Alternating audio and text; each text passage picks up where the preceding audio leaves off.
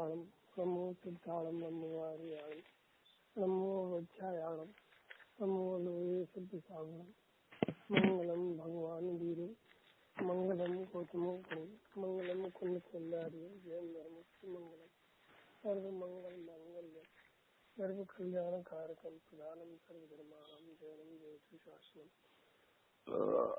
आत्मा ज्ञानम स्वयं ज्ञानम ज्ञानातन्यतरेत्तम परभावस्कर्तात्मा मोयम न भारणा निज स्वरूप को परम रस जामे भरियो अपार बंदे परमानंद में समय सार अविकार। ये निहाल भाई सुगानी जी कृत माने उनकी तत्व चर्चा में से चुने हुए कुछ तीसरे भाग में दिव्यदृष्टि प्रकाश के तीसरे भाग में कुछ बोलों का संकलन हुआ है, जिनकी संख्या लगभग 705 है और उनमें से 90 बोल ऐसे थे जिनमें पहले से ही प्रश्न बने हुए थे। एक बार ऐसा विकल्प सहज आया कि जब 90 बोलों पर प्रश्न हो सकते हैं तो पूरे बोलों पर प्रश्न क्यों नहीं हो सकते हैं, क्योंकि जब जो उन्होंने कहा है, जो बात निकली है उनके श्रीमुख से, उस संबंध में किसी ने कोई ना कोई प्रश्न तो पूछा ही होगा, तो उन्होंने उत्तर दिया होगा तो वो प्रश्न उसमें छाप दिया गया है।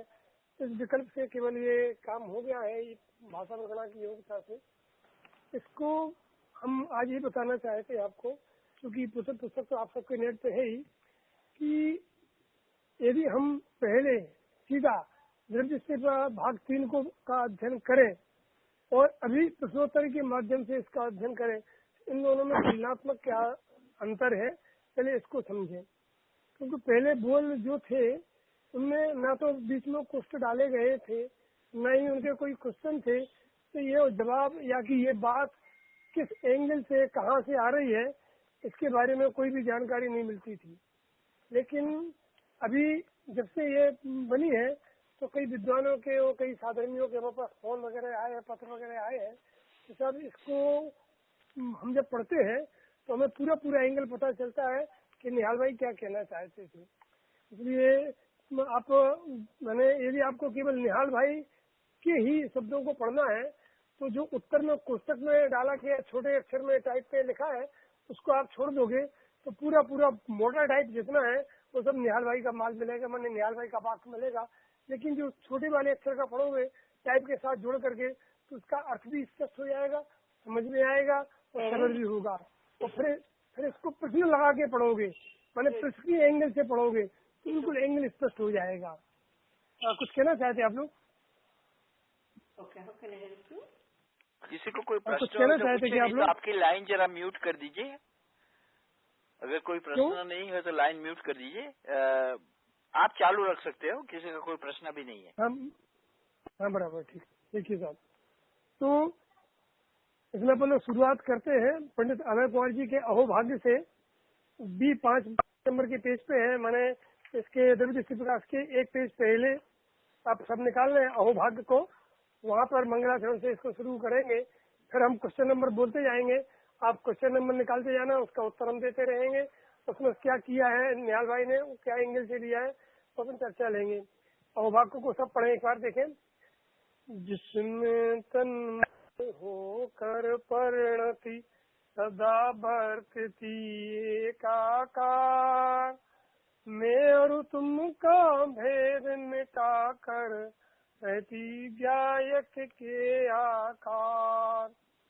अहो दृष्टि का विषय निराला, गुरु कान ने किया कमाल, मात्र एक प्रवचन सुन कर ही सुगानी जी हुए निहाल, सुगानी जी हुए निहाल। दृष्टि का विषय शब्द सुनते ही आध्यात्म रसिक जीवों की चेतना में मानो विद्युत प्रवाह दौड़ने लगता है। द्वादशांग के सारभूत या शुद्ध चेतना परिणाम पूज्य गुरुदेव श्री की मंगल देशना का केंद्र बिंदु रहा है। इसी का अवलंबन लेकर उन्होंने चिरमिथ्यात्व के विरुद्ध ऐतिहासिक क्रांति का संघनाद किया है। इसका चिंतन ही इस युग के लिए वरदान बनकर आया है। कोई समझाने जैसा विशेष नहीं है, जहाँ मुझे और समझाएंगे। पूज्य गुरुदेव श्री की वाणी में मुखरित इस अमूल्य निधि के पार की श्री न्याल भाई सोगानी जी ने अपने प्रचंड पौरुष से वेद विज्ञान के दिव्य प्रकाश में इस चैतन्य ज्योति का रसपान करके मुमुक्षु समाज के सामने अनकोणीय आदर्श प्रस्तुत किया है। द्रव्य दृष्टि प्रकाश में संकलित उनके दृष्टि प्रधान चिंतन, प्रसूत, उद्गार, दृष्टि और विषय के मधुर मिलन में प्रबल निमित्त हो सकते हैं। इन उद्गारों का संकलन करने वाले मुमुक्षु भाइयों ने समाज पर महान उपकार किया है।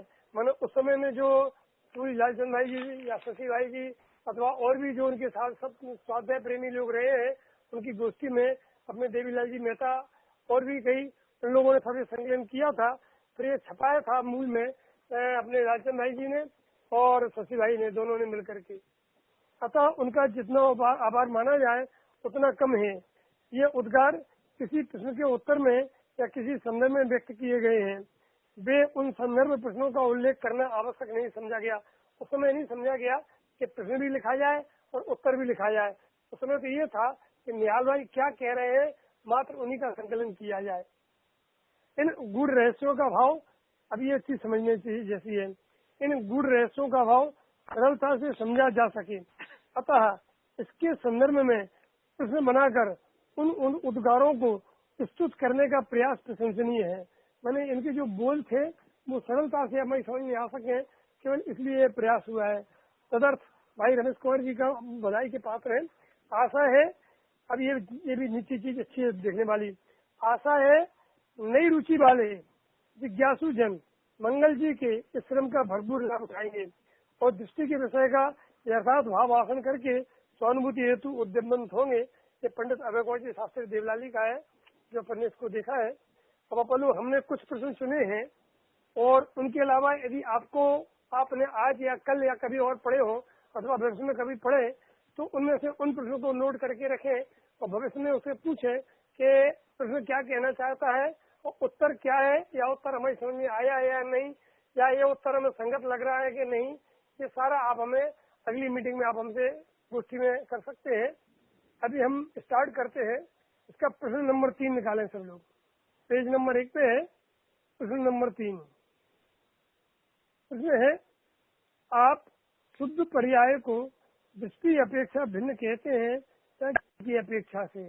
ये देखना है, क्योंकि क्या है कि आज काफी मुमुक्षु समाज, यहाँ तक कि हमारे यूपी एमपी में भी कुछ ऐसे लोग माने आत्मार्थी लोग खड़े हो गए हैं जो दृष्टि के विषय में निर्मल पर्याय को शामिल रखते हैं। यानी कि वो ये मानते हैं कि यदि पर्याय को बिल्कुल भिन्न माना जाए तो पर्याय एक अलग द्रव्य हो जाएगा, जबकि ये नहीं है। जैन शासन में मुख्य गुण की व्यवस्था है, अभाव की व्यवस्था नहीं है। इसलिए गुण तो होता है यहाँ पर, कभी कभी दृष्टि के विषय में इतना गुण होता है कि जब तक उसे अभाव की संज्ञा नहीं दी जाए तब तक वो गुण ही नहीं माना जाता है। इसलिए निहाल भाई इसका बहुत बढ़िया स्पष्टीकरण करते हैं, उसको अपन देखें। उत्तर देखें, दृष्टि की अपेक्षा से भिन्न कहते हैं, ज्ञान की अपेक्षा से नहीं। दृष्टि करने के प्रयोजन भिन्नता का जोर दिए बिना दृष्टि अभेद नहीं होती है, इसलिए दृष्टि की अपेक्षा से ही भिन्न कहते हैं। और अपनी तो यही दृष्टि प्रधान शैली है, तो इसी प्रकार ही कहते हैं। मैंने तो कितनी बढ़िया सुंदर चर्चा है। हम जो चाहे निर्मल पर्याय हो, मलिन पर्याय तो भिन्न है ही, वो तो आश्रम तत्व में गिनी जाती है कि दृष्टि की अपेक्षा से भिन्न कहते हैं। किसको? निर्मल पर्याय को। और ये बताना चाहते हैं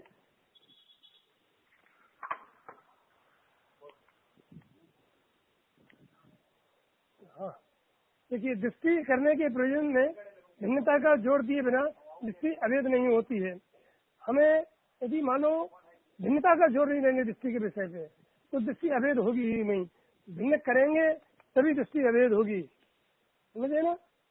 और कहते हैं, और अपनी तो यही दृष्टि विधान शैली है, इसी प्रकार कहते हैं। हमारी तो शैली ही ऐसी है दृष्टि विधान की, इसलिए कहते हैं। मैंने देखो बिहार भाई को इतना जोर था कि उन्हें हर चीज वो दृष्टि की शैली से ही नापते थे। हम लोग क्या करते हैं, हमारी गलती क्या है, हमें ज्ञान का कहीं ना कहीं वो रहता है रस। इसलिए ज्ञान अपेक्षा से शुद्ध पर्याय भिन्न नहीं है, बात सत्य है, क्योंकि ज्ञान एक साथ शुद्धता, अशुद्धता, पूर्ण शुद्धता और द्रव्य सभी को जानता है, और वो एक प्रमाण के विषय की दृष्टि से पूरे ये सारा सारे द्रव्य में व्यवस्था है, एक पर्याय की व्यवस्था है, एक द्रव्य की व्यवस्था है, सबको जानता है। लेकिन दृष्टि की जब तक बात चलती है तो उसमें किसी भी प्रकार की कोई भी पर्याय का प्रवेश नहीं होता है, ये मूल चीज है। अगला प्रश्न 8 नंबर प्रश्न देखें अपन लोग, अब रह जाए पेज नंबर 2 पर है, सबसे नीचे देखें 8 नंबर का पेज। चलिए देखिए,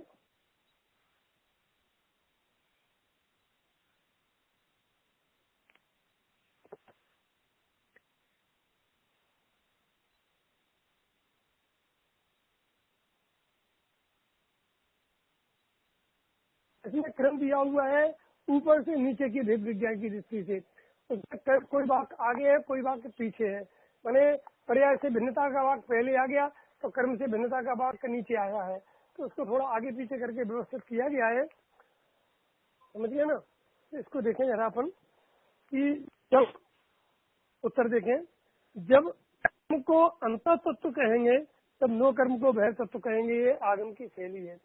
क्योंकि शरीर अपने नो कर्म में आता है, स्पष्ट चक्षु से दिखाई देता है, लेकिन कर्म दिखाई नहीं देते हैं। तो जब कर्म को अंतर तत्व कहेंगे तब नो कर्म को बहिर तत्व कहेंगे। जब अशुद्ध पर्याय को अंतर तत्व कहेंगे तब द्रव्य कर्म को बहिर तत्व कहेंगे।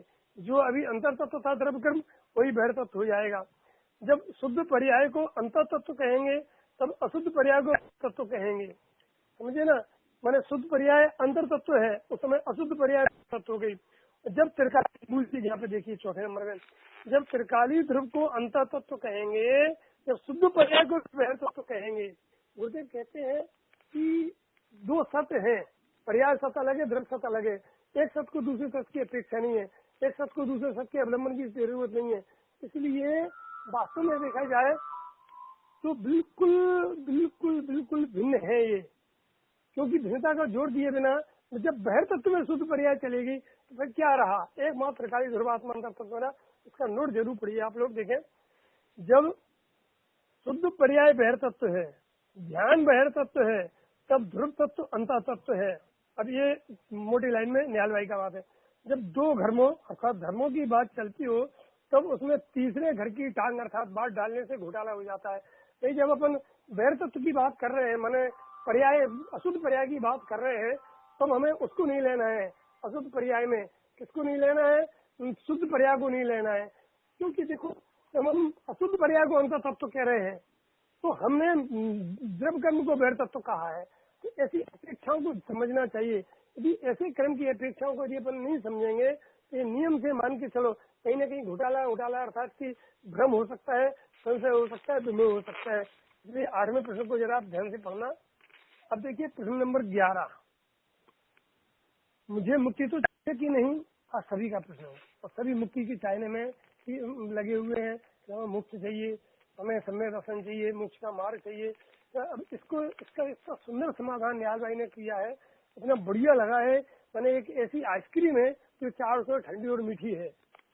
मैं वर्तमान में ही मुक्त हूँ। देखो, मैं वर्तमान में संसारी हूँ, इस टाइप की फीलिंग, मैं वर्तमान में ही मुक्त हूँ। इन दोनों फीलिंग में अपने अपने हृदय में झांक के देखें कौन हमें ज्यादा सच्चा लगता है। त्रिकाल व्यवस्था है कि मैं वर्तमान में मुक्त हूँ, यह तत्कालीन व्यवस्था है कि मैं वर्तमान में संसारी हूँ। तो तत्कालीन व्यवस्था तो हमें सच्ची लगती है और त्रिकाल व्यवस्था हमें झूठी लगती है। जबकि त्रिकाल की दृष्टि से ही सब कुछ होता है, तो हमें त्रिकाल व्यवस्था लगना चाहिए अपनी। कि त्रिकाल व्यवस्था क्या है, मैं वर्तमान में ही मुक्त हूँ, आनंद की मूर्ति हूँ, आनंद से भरचक समुद्र ही हूँ। ऐसी तो फिर मोक्ष से भी प्रयोजन नहीं है, क्योंकि अंदर में इतने तत्व है, अंदर में उत्कृष्टता है, भरचक बना है, तो मोक्ष क्या चाहिए। क्या होता है, देखो, हमें सम्य दर्शन और मोक्ष चाहे में अपनी जो महानता है, अपनी जो उत्कृष्टता है, अपनी जो पूर्णता है, अपना जो भरचक तत्वपना है, उसमें विश्वास नहीं आ पाता है। क्योंकि पर्याय की कमी से वस्तु में कमी मानना मिथ्यात्व है। पर्याय की कमी के काल में वस्तु में कोई कमी नहीं है। वस्तु पूर्ण ही है। हाँ सुनिए, वर्चस्व शुद्धि हो, ऐसी दृष्टि हो तो फिर मोक्ष से भी प्रयोजन नहीं। मोक्ष हो तो हो, ना हो तो भी क्या। अरे क्वेश्चन में देखिए, पर्याय की इतनी गौरता दृष्टि के जोड़ में हो ही जाती है। यदि दृष्टि का आप जोड़ होगा तो पर्याय की इतनी गौरता सहज में हो जाएगी। तो फिर मुझे मुक्ति नहीं चाहिए, मैंने ज्ञान अपेक्षा से ये ज्ञान बोलेगा और श्रद्धा अपेक्षा से अंदर ये चलेगा कि मैं वर्तमान में ही मुक्त हूँ। अब यदि मुक्ति को हमारी जरूरत है, अर्थात मुक्ति वधु को अपना सुहाग चाहिए हो तो मेरे पास आ जाए। मुझे मुक्ति नहीं चाहिए, मुक्ति वधु की आवश्यकता हो, मुक्ति वधु को मेरी आवश्यकता हो तो मुझे आगे बढ़े, क्योंकि मैं तो त्रिकाल मुक्त हूँ। मैंने जो अभिप्राय इसमें बताना चाहते हैं निहाल भाई, तो थोड़ा देखना। क्वेश्चन नंबर 22 देखें, बोलो सीधा चले। प्रत्येक द्रव्य की कार्य सीमा बताइए, पेज नंबर 5। इसको देखें, ये हमने क्यों चुना है, क्योंकि आज यदि हम देखें तो हमें लगता है हमारी कार्य सीमा हमारे अमेरिका तक है, हमारे मुमुक्षु मंडल तक है, या हमारी कार्य सीमा मुमुक्षु भाइयों तक है, या हमारी कार्य सीमा दिगंबर जैन समाज तक है, या हमारी कार्य सीमा पूरे जैन समाज तक है। ऐसा नहीं है। हम आपको जो अपनी अपनी कार्य सीमा दिखती है उससे थोड़ा बचें। रेडियस माने त्रिज्या को थोड़ी छोटी करें। अपन अपने परिणाम तक ही अपनी कार्य सीमा है, इसके आगे तो कोई तरफ जा ही नहीं सकता है। हमें हम शरीर का, इसकी कुटुंब परिवार का, धंधा व्यापार का, रोटी पानी चूल्ही चक्की का कोई काम नहीं कर सकते, क्योंकि वो हमारे कार्य सीमा के बाहर है। मैंने उन चाहे शुभ निमित्त हो या अशुभ निमित्त हो, उन संबंधी पुण्य पाप परिणाम अथवा जो त्रिकाली गायक ध्रुव आत्मा है उसके निमित्त को, उसके अवलंबन लेके होने वाले जो बीतराग परिणाम, बस इतनी अपनी कार्य सीमा है। इसके आगे उसके निमित्त से बनने वाले कर्म वो हमारी कार्य सीमा के बाहर है। तो कर्म अपनी योग्यता से बनते हैं, हमारी कार्य सीमा मात्र इतनी है, वो भी प्रमाण के विषय की। और दृष्टि का विषय तो अपरिणामी है, उसमें कोई कार्य ही नहीं है, तो उसकी कार्य सीमा क्या कहे। मैंने सहज एक रूप सादृश परिणमन, उसकी यह कार्य सीमा है। इसको अपन देखें। अब अगला प्रश्न देखें, इनमें से कोई प्रश्न तो आप हमसे बाद में क्वेश्चन करना। 26 नंबर का पेज, अगले पेज पे, पेज नंबर 6 पे देखें पर लोग। प्रथम पात्रता का क्या स्वरूप है। मैंने हमें ये लगता है कि साहब एक का स्वरूप पास करना, रोजाना मंदिर जाना और भगवान की ऐसे तरह से पूजा करना, मैंने स्वाध्याय में रोज टाइम से बैठना, नित्य देव दर्शन करना, इनसे पात्रता बनती है। लेकिन आचार्य देव कहते हैं, कुश्ती चलती है आचार्य देव यहाँ पर क्या कहते हैं, मैंने न्याय भाई सुगानी क्या कहते हैं पात्रता के लिए, इसको सुना जाए ध्यान से। उनके द्रव्य में दृष्टि को तादात्म्य करना अर्थात प्रसारना अर्थात अहम करना, बाह्य से तादात्म्य कर रही दृष्टि को अपने में तादात्म्य करना, यही प्रथम पात्रता है। मैंने ये पात्रता कहो या पात्रता का फल कहो, पहले में पहली पात्रता तो यही है कि जिस दृष्टि बाहर में जा रही है उस दृष्टि को अपने में लाके अपने द्रव्य में तादात्म्य करे, में लाके तादात्म्य करे, ये भाषा है। इसका अभिप्राय है कि अपन ये बसाए अपने अभिप्राय में कि मैं एक कूटस्थ त्रिकाली ध्रुव परम पारणामिक दृष्टि के स्वरूप ध्रुव परमात्मा ही हूँ। तो ये इसकी धुन चले, इसकी उग्रता आए, इसकी तीक्ष्णता आए, तो सारा का सारा काम हो जाए, समझे ना। तो इसको आप इस ढंग से लें कि हमें जो आज जैन समाज में देखा जा रहा है, बाह्य के शुभ आचरण से पात्रता बनती है और फिर अनुभव होता है, ऐसी चर्चा चलती है।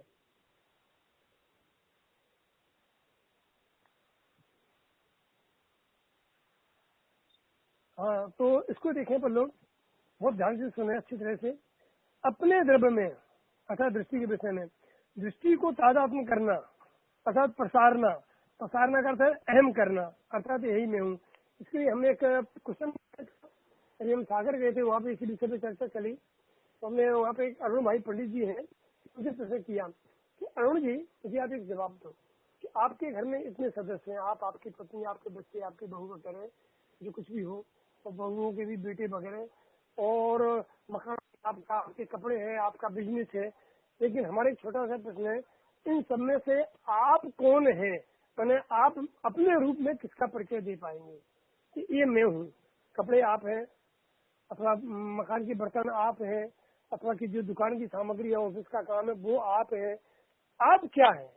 मैंने आप अपने रूप में किसे परिचय देंगे? ये सारा आप अपना मानते ये बात अलग है, अपना कहते ये बात अलग है, लेकिन अपने रूप में परिचय आप किसका देंगे?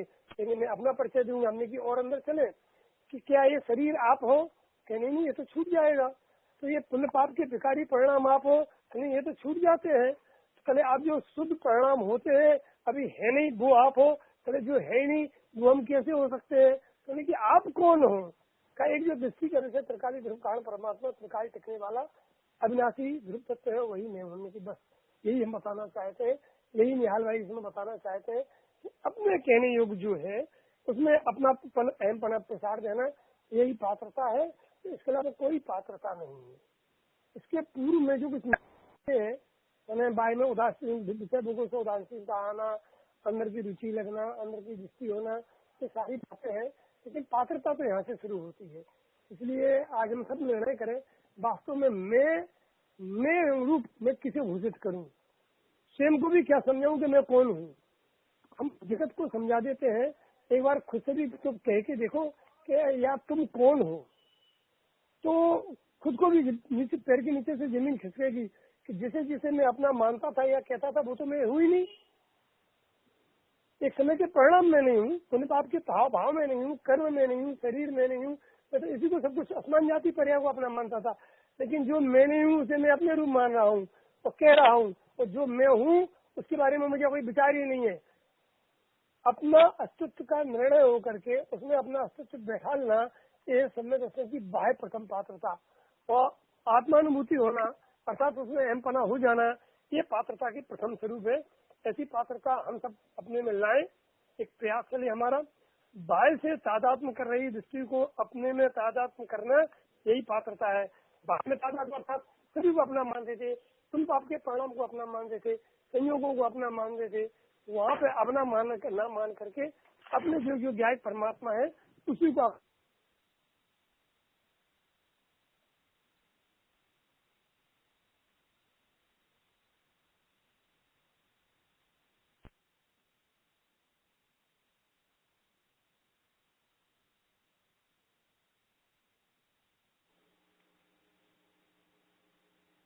हेलो, छूट गए क्या पंडित जी? हाँ, कुशल भाई छूट गए लगते हैं रमेश। તુષારભાઈ બે પ્રશ્ન છે. હાજી બેન બોલો. એક તો આ બુક છે ને ઈમેલ કરેલી છે કે વેબસાઇટ પર છે કે બધા પ્રશ્નો ક્યાંથી છે? આપણે jainism.us પર મળવી જોઈએ તમને. ગઈ હમણાં ગઈ નથી દ્રવ્ય પ્રશ્નોત્તરી આ રીકમાં જ આવેલી છે, એટલે આઈ ડોન્ટ નો લોકો મૂકી શક્યા છે કે નહીં. મને તો દેખાય નહીં. હાજી, હા, વિતરાગવાણી.com માં આત્મધર્મ.com માં નથી, પણ આ દ્રવ્ય દ્રષ્ટિ પ્રકાશ વિતરાગવાણી.com માં જૈન બુક્સ માં જશો ને તો એમાં છે. રસિકભાઈ આ તો છે ને એમણે બુક લખી છે પ્રશ્નોત્તરીની. હા હા, એ દ્રવ્ય દ્રષ્ટિ પ્રકાશની વાત નથી, એમને એના ઉપર પ્રશ્નોત્તરી બનાવી છે, એ મૂકી છે.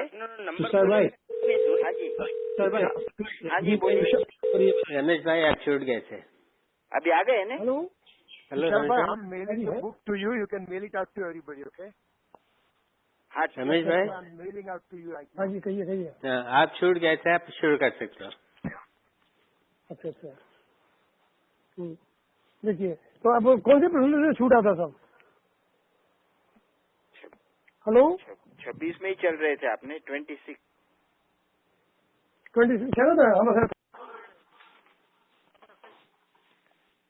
हेलो रमेश भाई, फिर से छूट गए? हाँ जी फिर से छूट गए लगते हैं कुशल भाई। अभी आ गए थे वो।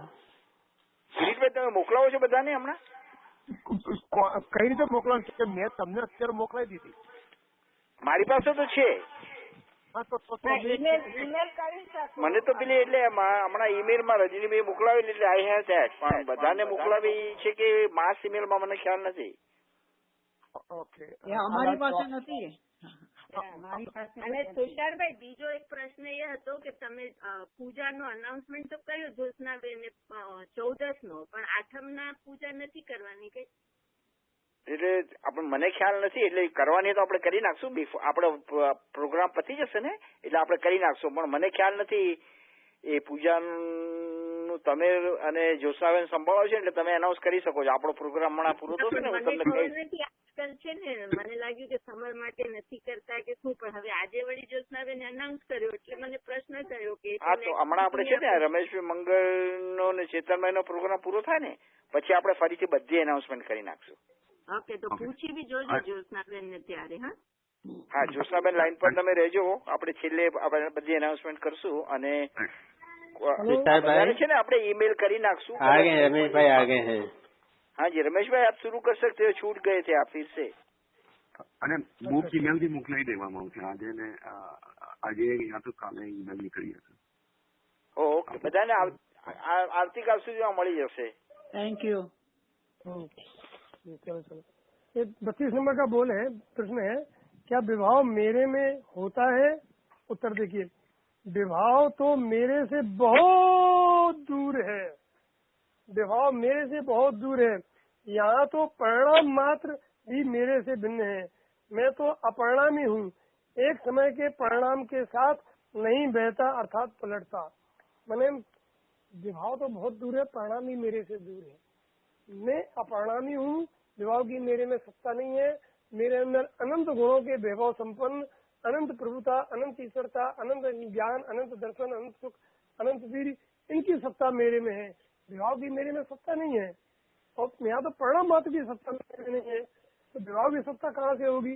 अभी जिसकी सत्ता ही मेरे में नहीं है उसकी सत्ता अपने में लगे फिर उसको निकालने का प्रयास करें, ये लाइन ही गलत है. मैंने सत्ता ही जिसके अपने में नहीं है उसको पहले मैं अपने सत्ता मानना, फिर निकालने का प्रयास करना. भाई पहले से ही क्यों तो मेरे में नहीं है, अब निकालने का प्रयास क्या? मेरे में क्या है? अनंत गुण है, अनंत वैभव है, अनंत प्रभुता है, अनंत ईश्वरता है, अनंत सुख है, अनंत ज्ञान है. इस दृष्टि से अपने को देखें भैया. अब देखें 34 नंबर का प्रश्न बहुत अच्छा है, उत्तर भी बहुत अच्छा है. व्यवहार के कथनों का क्या प्रयोजन? मैंने शास्त्र में तो समझ लीजिए आप 95% कथन व्यवहार के मिलेंगे. और यदि ये प्रश्न हमारे पकड़ में नहीं है तो व्यवहार के कथनों को कहीं ना कहीं हम निश्चय का कथन मान करके गलत लाइन पे जा सकते हैं. इसलिए निहाल भाई ने यहाँ लाल झंडी बता करके, लाल सिग्नल बता करके सावधान किया है कि व्यवहार के जहाँ जहाँ कथन है वहाँ पर क्या समझना, क्या अर्थ निकालना. शास्त्रों में व्यवहार की कितनी बातें जीव स्वच्छंद में नहीं चढ़ जाए इस हेतु से होती हैं, तो जीव उन बातों को पकड़कर घोटाले में चढ़ जाता है अर्थात उपाधि मान लेता है. मैंने हमें व्यवहार की बातों को उपाधि नहीं मानना है. व्यवहार आया है जीव स्वच्छंदता में न चढ़े इस अपेक्षा से. लेकिन व्यवहार की तरह से है. व्यवहार निश्चय का कारण हो, व्यवहार निश्चय में ले जाता हो, व्यवहार निश्चय दिलाता हो, ऐसा नहीं है. बात इतना ही समझना है कि यदि किसी जीव के जीवन में सामान्य रूप सदाचार रूप व्यवहार नहीं है तो वो स्वच्छंदी है, इच्छाभाषी है. इसलिए इतना तो अपनी मर्यादा में होना ही चाहिए. लेकिन उसको कहीं न कहीं से उपाधि मानना, कारण मानना. गुरुदेव ने अपने पूरे 42 वर्ष की पूरी जिंदगी में उन व्यवहार धर्मों को कहीं न कहीं के प्रकार तुम धर्म का जो कारण अभी भी मानते हो तो उसको छोड़ो, इसी का संख्यानाद किया है. और अभी भी हमें लगता है कि वो कारण है. भाई कारण एक तो तत्समय की योग्यता रूप कारण और पर्याय का कारण पर्याय स्वयं है. यदि और प्रमाण की दृष्टि से देखें तो द्रव्य को आप कारण बनाओगे तो पर्याय में कारणपना प्रकट हो जाएगा और पर्याय में कार्यपना भी प्रकट होगा. पर्याय का कारण पर्याय कब आएगी? जब द्रव्य कारण देखोगे तो द्रव्य को कारण रूप देखोगे तो अपने आप पर्याय में कारण कार्यपना प्रकट हो जाएगा. जब तक द्रव्य में कारणपना नहीं लगेगा, बाहर कारणपना लगेगा, तब तक निर्मल पर्याय का ना कार्य होगा न निर्मल पर्याय का कारण होगा. पर्याय में बहुत मैंने कुछ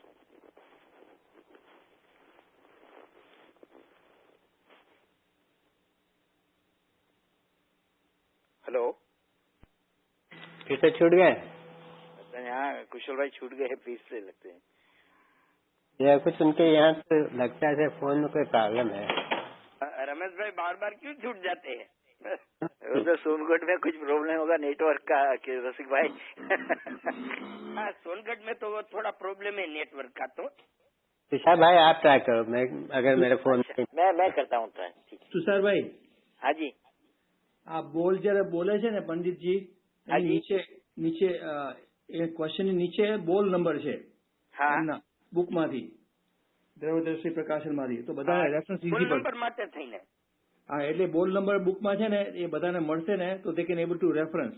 ઓકે, રાઈટ બરાબર છે નરેન્દ્રભાઈ. હા, હું એમને કહી દઉં છું. એક જ second. Thank you.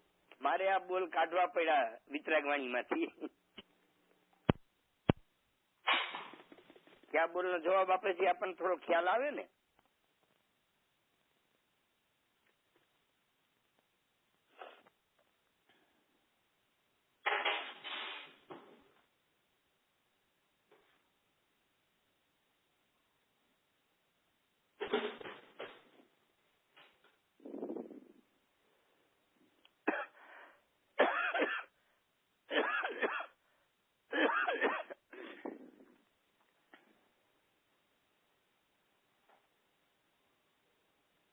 The last While board, we are waiting, can somebody give me the email? I can send it out to those who are listening right now.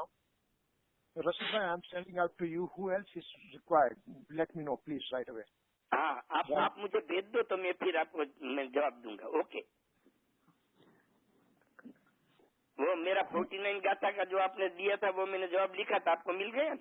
नहीं, वो तो that's okay. Right now, मैं आपको जो द्रव्यदर्शी प्रकाश की प्रश्नोत्तरी है ना, तो मैं देता हूँ. दूसरे किसको चाहिए अभी मुझे ईमेल बोलो तो मैं आपको अभी भेज देता हूँ. કિરીટભાઈ મારે જોઈએ છે. કિરીટભાઈ મને જોઈએ. તમારું ईमेल ઉષાબેન ને મેં મોકલાવી દીધું છે. ઉષાબેન મારું ને ગીતા દેસાઈ. ગીતા દેસાઈ. ઓકે. કિરીટભાઈ દોસ્તી ઉષા ને ગીતા દેસાઈ નું ઈમેલ શું છે? ગીતાબેન નું Gita Desai 40@live.com. Desai 40@live.com. live.com. Yes, okay, I got that one. Next. Thank you. Doshi Usha. Kiritbhai Usha દોશીનું તમારી પાસે છે જ. દોશી ઉષા.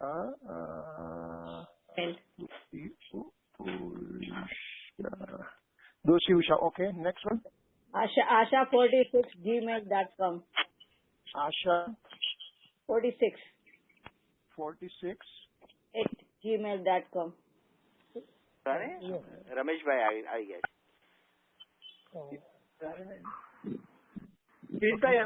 બોલ નંબર 31 है. रमेशભાई बोल नंबर 31 नेटवर्क का प्रॉब्लम है. हाँ, बोल नंबर 31 है रमेशભાઈ. हाँ जी. हाँ, बोल नंबर 31 देखने वाले. हाँ जी. हाँ, पर प्रश्न है इसमें, शुद्ध परिणाम में द्रव्य व्यापक है कि नहीं? उत्तर है पूरा द्रव्य प्रमाण का विषय की अपेक्षा से देखा जाए तो द्रव्य परिणाम में व्यापक है, परंतु दृष्टि के विषय की अपेक्षा से तो अपरिणामी द्रव्य परिणाम में व्यापक नहीं होता है.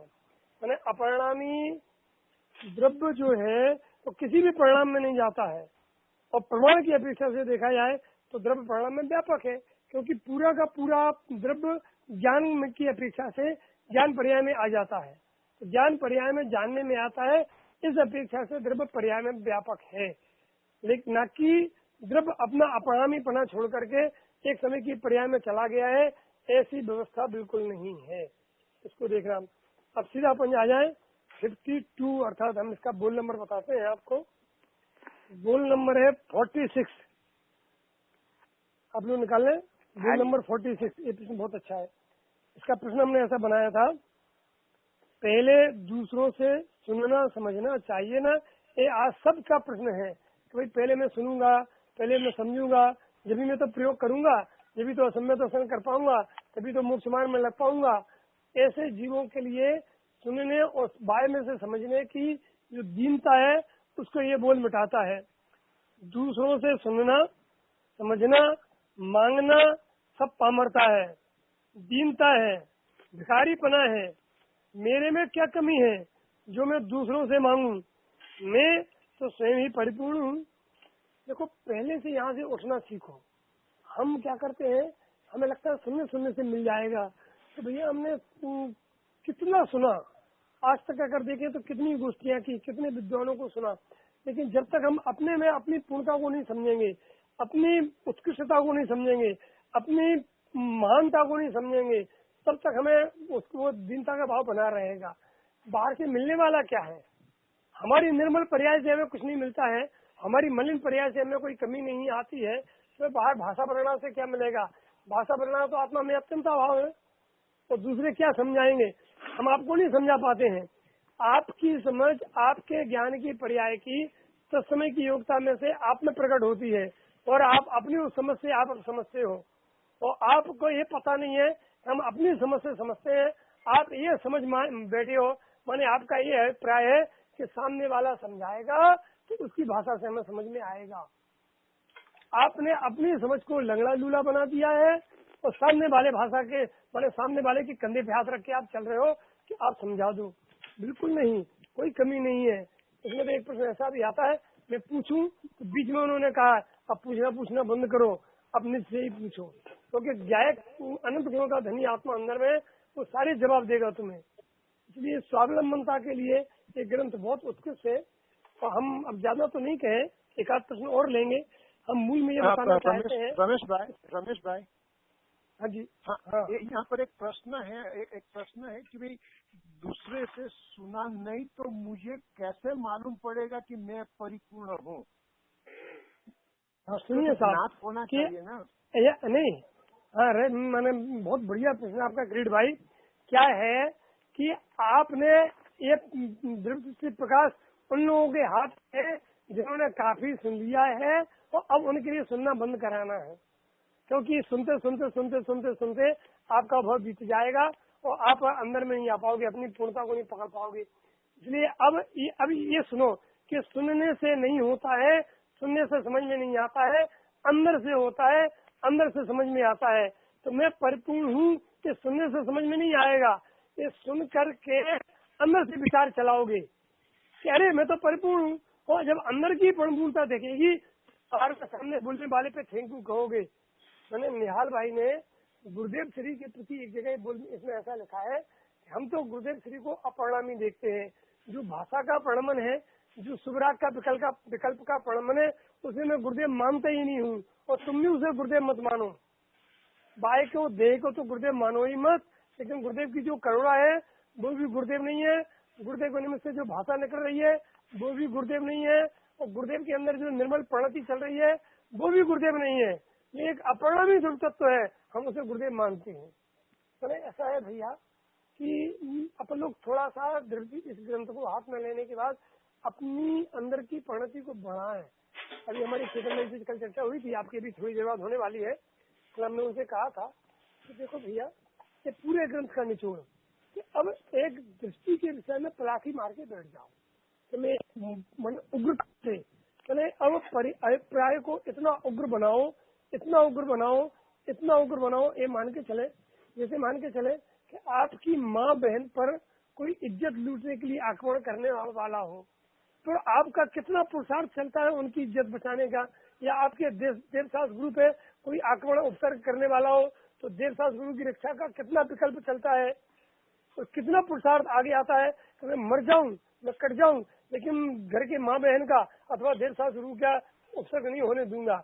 ऐसे ही इतना ही उग्र पुरुषार्थ चलाओ कि कुछ भी हो जाए, पर्याय मात्र को मैं अपने में नहीं मानूंगा, पर्याय मात्र की मुझे चिंता नहीं है, पर्याय को सुधारने का, पर्याय के बिगड़ने का डर, पर्याय में कुछ भी होने का, जो कुछ भी होने का पर्याय की योग्यता से होगा, क्योंकि पर्याय फिक्स है, केवल ज्ञानी के ज्ञान में देखी गई है, जैसी देखी गई है वैसी होगी, तुम्हारे करने से कुछ नहीं होता है। इसमें एक ऐसा प्रश्न भी आता है कि पर्याय भले ही तुम्हारे में होती हो, लेकिन पुरुषार्थ करके तुम उसे आगे पीछे नहीं कर सकता है, पलट नहीं सकता है, कैसी होनी उसे जान सकता है, क्योंकि पर्याय का अपना प्रणमन स्वभाव है, तो तेरा अपरिणामी स्वभाव है, तू अपरिणामी में रहे, अर्थात पर्यायी जब अपरिणामी को अपने अहम करके उसको अपने को भेदेगी, देखेगी, अनुभवेगी, तो परिणाम में अपने आप शुद्धता प्रकट होगी। लेकिन तुम सोचो कि कोई और उपाय हो परिणाम को शुद्ध करने का, तो नहीं है भैया। तो सुनने सुनने सुनने क्रीट भाई, सुन करके मिल जाएगी, बात ही झूठी है। अब क्योंकि एक बुजुर्ग जी ने लिखा है गोष्ठी कथा कौतूहल बिगटे उद्गल प्रीत न सावे जब निज आत्म अनुभव आवे। पहले गोष्ठियों की जरूरत होती है आत्म अनुभव के पहले, लेकिन जब गोष्ठी कथा कौतूहल बिगड़ जाए, अब उसे गोष्ठियों को करने में भी मजा नहीं आए, क्योंकि तो उसे एकांत में जो अपने आत्मा का रस आता था ना, उस आत्मा के रस के सामने सारे फीके लगने लगे। वो उसी रस की प्यास के कारण से बार बार एकांत में बैठ के अपनी आत्मा का असीम आनंद का रस पीना चाहता है। ऐसे जीव की चर्चा है यहाँ पर, क्योंकि बाहर में जो बहुत पढ़ लिया अपन ने, बहुत हो गया है, अब थके उदास हो और एकमात्र अपने सरकारी धर्म में बैठ करके अपनी महिमा, अपनी रचना, अपना वैभव, अपने वैभव का पान करे, अपने वैभव को देखे, अपने वैभव को निहारे, अपने बाग में घूमे, अपने महल में क्रीड़ा करे। बस अब इसका समय बचा है। अब समय नहीं रहा अपने पास सुने।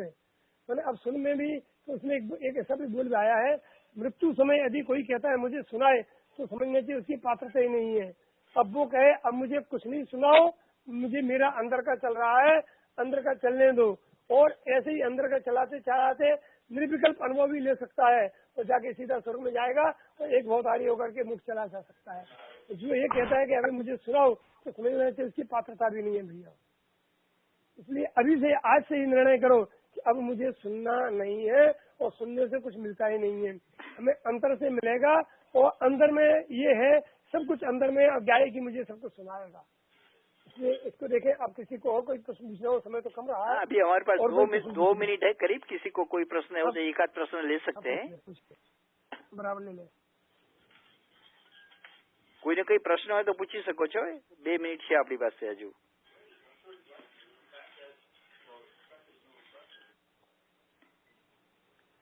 रमेश जी आपके गो हेड रजनी भाई।